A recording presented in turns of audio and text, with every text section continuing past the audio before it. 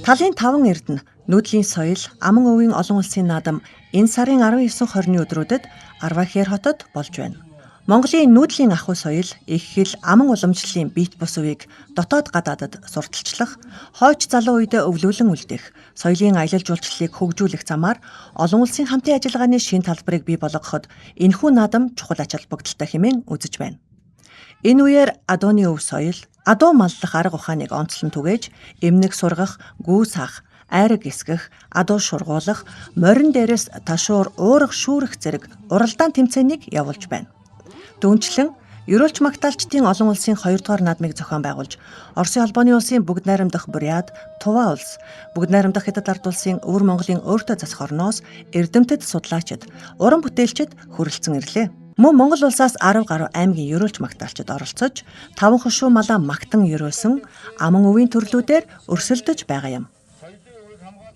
Бид нар ойгоо илүү өргөн дэлгэр бас болгох ямар боломж байна гэдэг дээр бас ярилцж судалсны үндсэн дээр ер нь энэ олон улсын өвийн наадмыг хийя. Өвийн наадмыг одоо олон улсын хэмжээнд анхдагч байдлаар зохион байгуулах юм бол биднэрт бас боломж байна. Цаашдаа бас манай аймгийн брэнд болох одоо уламжлалт ивент болох ийм боломж байгааг олж хараад энийгээ бол одоо түрүү жил өргөн дэлгэр сайхан зохион байгуулсан юм аа. Анхных нь. За энэ жил бол бид нар 2 дугаар наадмаа мөн одоо нодингийнхаа хэмжээнд өргөн дэлгэр зохион байгуулж байна.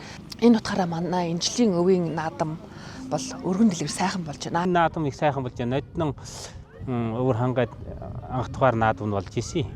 Тэгээ би энд бас нэг шилдэ гаруй 8-нд багтаж исэн. Энэ жил 2 дахь наадам болж байна. Тэгээ би энэ Дэлхийн фестивал нэг 5 удаа явсан. Өөрийн сайхан хангайгаан төлөөлж. Тэгээд Ерөөл магтаалчийн улсын уралдаанд удаадараа явж ил байлаа. Тэгээ аймгийн уралдаа, улсын уралдаанд бас явсаа. Сүүлийн үеэс их сайхан энэ хөгжиж байгаа Ерөөл магтаалтын. Энэ багш нар нь сайн байна.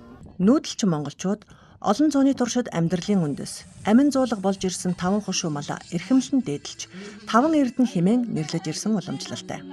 Үүнийгээ Ерөөл магтаал, цол дуудлага, үлгэр хууч, туйл хайлах, бэлэг дэмбэрлийн үгс зэрэг аман өвийн соёлдоо шингээж ирсэн байдаг. Энэ удаагийн наадмаар адуун сүрэгтэй холбоотой бит бус үеийг түгээн дэлгэрүүлж байгаа юм.